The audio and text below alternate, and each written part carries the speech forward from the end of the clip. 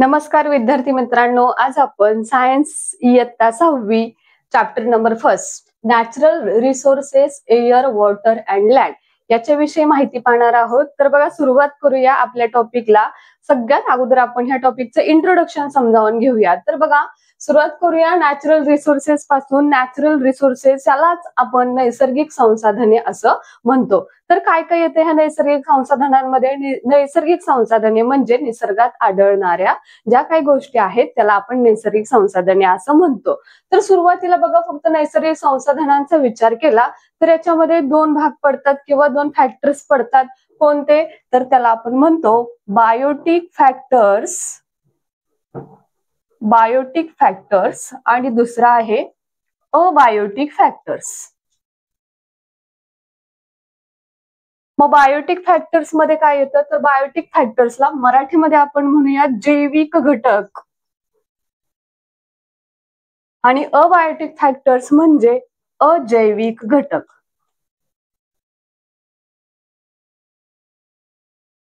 मग जैविक घटकामध्ये काय काय येतं? तर सजीव, लिव्हिंग ऑर्गॅनिझम, त्याला आपण जैविक घटकामध्ये कन्सिडर करतो. मग याच्यामध्ये ऑल प्लांट्स, सगळे प्लांट्स आले, ॲनिमल्स आले, आणि मायक्रो ऑर्गॅनिझम आणि अदर ऑर्गॅनिझम्स, हे सगळं याच्यामध्ये इन्क्लूड होतं बायोटिक फॅक्टर्स मध्ये. अबायोटिक फॅक्टर्स म्हणजे काय? तर निर्जीव, जे काय आपल्याला निसर्गातून मिळतं. मग त्याच्यामध्ये प्रामुख्याने एअर, नंतर वॉटर आणि लँड हे येतं अबायोटिक फॅक्टर्स मध्ये. त्याला आपण बायोटिक फॅक्टर्स आणि अबायोटिक फॅक्टर्स असं म्हणतो. तर बघा, बायोटिक आणि अबायोटिक फॅक्टर्स झाल्यानंतर जर आपण संबंध पृथ्वीचा जर स्टडी केला किंवा पृथ्वीचा विचार केला, अर्थचा विचार केला, ही आहे आपली अर्थ, आणि ह्या अर्थवर एकूण 71% आहे वॉटर आणि ओन्ली 29% आहे लँड, जमीन. म्हणजे बघा, जमिनीच्या दुपटीपेक्षा जास्त पटीने आपल्या पृथ्वीवर पाणी प्रेझेंट आहे. आणखीन बघा, तुम्ही इयत्ता 1 ते 5वी मध्ये शिकत असताना तुम्ही शिलावरण म्हणजे काय, जीवावरण म्हणजे काय, याचा तुम्ही अभ्यास केलेला आहे. तर बघा, आपण थोडक्यामध्ये त्या शब्दांना, आता तुम्ही सेमी इंग्लिश मध्ये आलेला आहात, तर आपण त्या शब्दांना काय म्हणतात हे जाणून घेऊयात.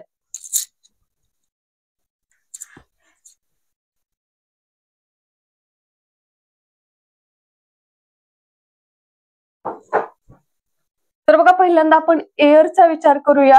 एअरला ऍटमॉस्फिअर मध्ये कन्सिडर केलं जातं.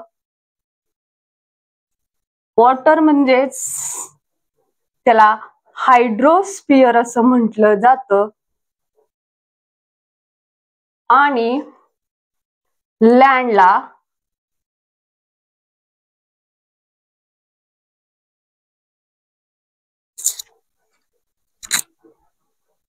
लिथोस्फिअर असं म्हटलं जातं. बघा, एअर म्हणजे ऍटमॉस्फिअर, मराठीमध्ये आपण याला वातावरण असं म्हणतो.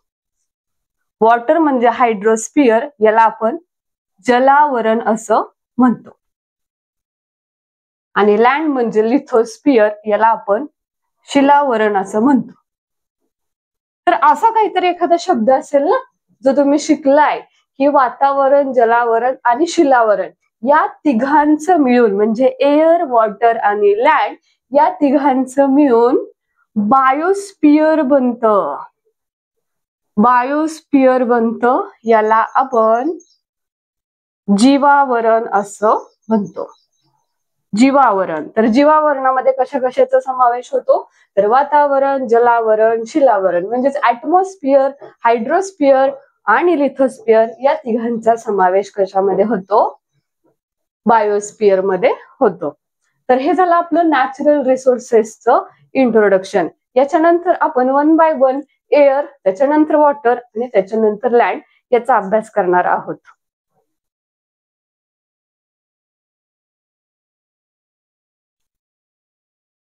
बघा, नॅचरल रिसोर्सेस मध्ये आता आपण एअर याचा अभ्यास करूया. हवा.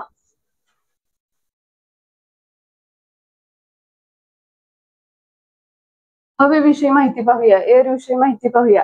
तर बघा हवा आपल्या आजूबाजूला प्रेझेंट आहे. या हवेमध्ये कोणकोणते वेगवेगळे व्हॅरियस गॅसेस प्रेझेंट आहेत. मग कोणकोणते गॅसेस प्रेझेंट असतात तर हवेमध्ये बघा प्रामुख्याने नायट्रोजन हा वायू प्रेझेंट असतो, हा गॅस प्रेझेंट असतो.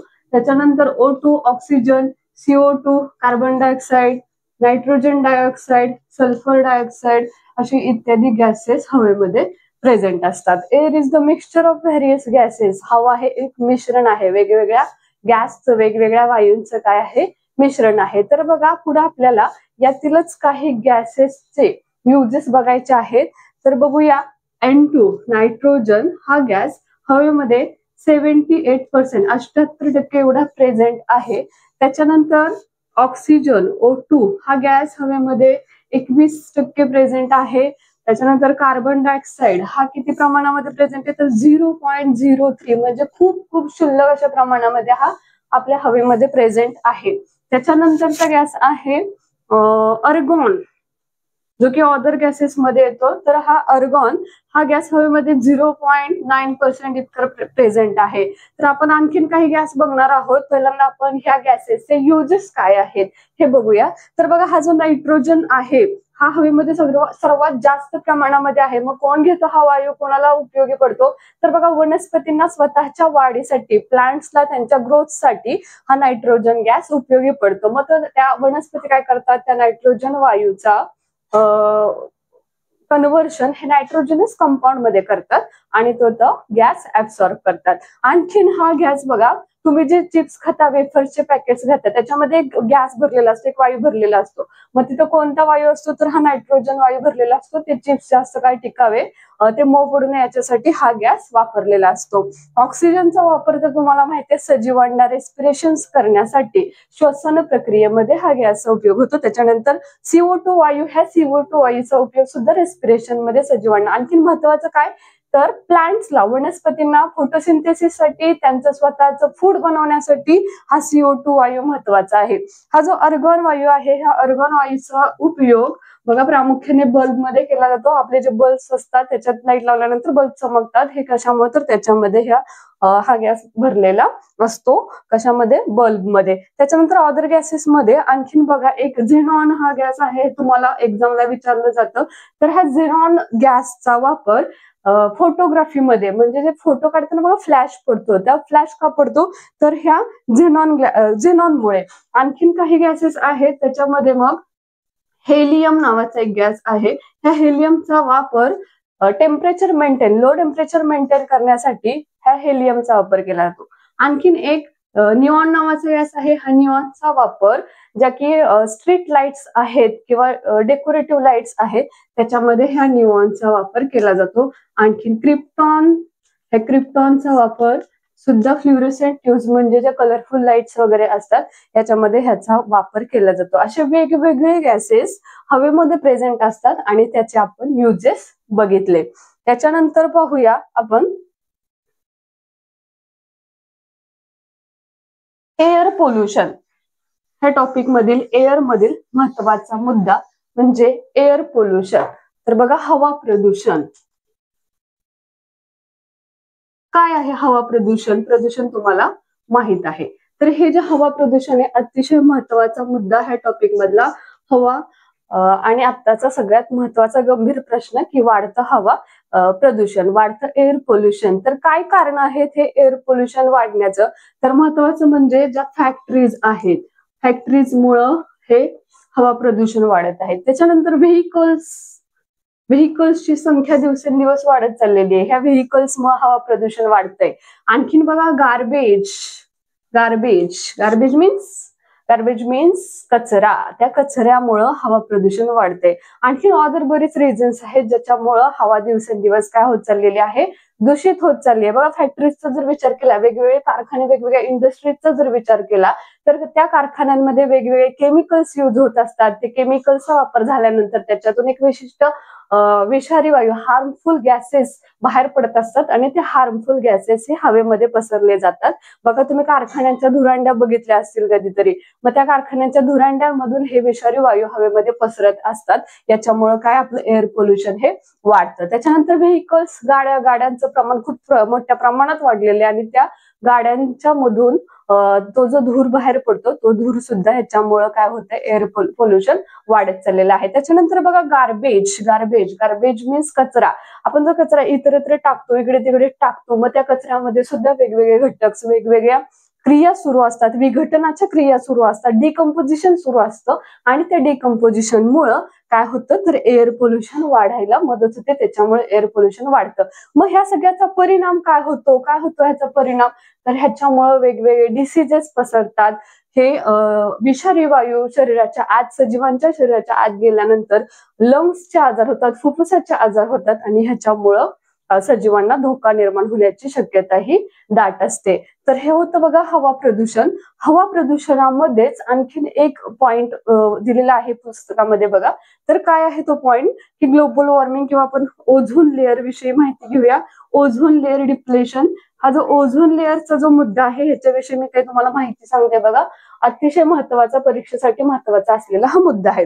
तर हा ओझोन नावाचा जो गॅस आहे, हा ओझोन O3 हा प्रेझेंट असतो तुमच्या अर्थच्या ऍटमॉस्फिअर मध्ये. समजा ही अर्थ आहे, ह्या अर्थच्या ऍटमॉस्फिअर मध्ये, ह्या अर्थच्या बाजूचा हा जो लेअर आहे ऍटमॉस्फिअर, त्या ऍटमॉस्फिअर मधल्या स्ट्रॅटोस्फिअर मध्ये हा O3 म्हणजेच हा ओझोनचा O3, ह्याला O3 म्हणतो आपण. तर बघा हा O3 वायू ह्या स्ट्रॅटोस्फिअर मध्ये प्रेझेंट असतो.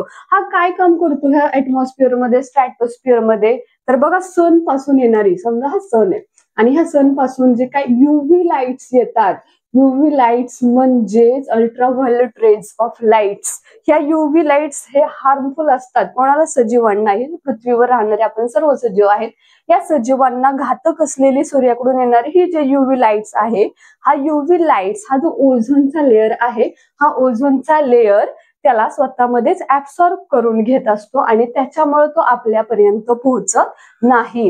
कोणामुळं, ह्या O3 मुळे, ओझोनच्या लेअरमुळे. म्हणजे हा अतिशय सजीवांना उपयोगी असलेला ओझोन लेअर, ह्याला धोका निर्माण झालेला आहे. कशामुळे, तर वाढत्या एअर पोल्युशन मुळे काय होत आहे, ग्लोबल वॉर्मिंग होत आहे. ग्लोबल वॉर्मिंग होत आहे म्हणजे काय होत आहे, तर दिवसेंदिवस हा ओझोन 3 जो लेअर आहे तो डिस्टर्ब होत चाललेला आहे आणि पृथ्वीवरचं टेम्परेचर हे वाढत चाललेलं आहे. याच्यामुळे हे ग्लोबल वॉर्मिंग होतं आणि ओझोन लेअरचा थर नाहीसा संपुष्टात येत चाललेला आहे. हा होता महत्वाचा मुद्दा. तर हा ओझोन लेअर परीक्षेसाठी महत्वाचा मुद्दा आहे. ह्याचा तुम्ही आणखीन अभ्यास पुस्तकामध्ये जे काय दिलेलं आहे ते रिडिंग करा, वाचा आणि याचा अभ्यास करा. इथे झाला आपली एअर विषयी तुमची पुस्तकामध्ये दिलेली माहिती अगदी सोप्या भाषेमध्ये समजून सांगितलेली आहे. तर यानंतर तुम्ही पुस्तक नक्की रीड करा, बुक नक्की रीड करा आणि व्हिडिओ आवडल्यास व्हिडिओला नक्की लाईक करा, शेअर करा आणि सबस्क्राईब करा.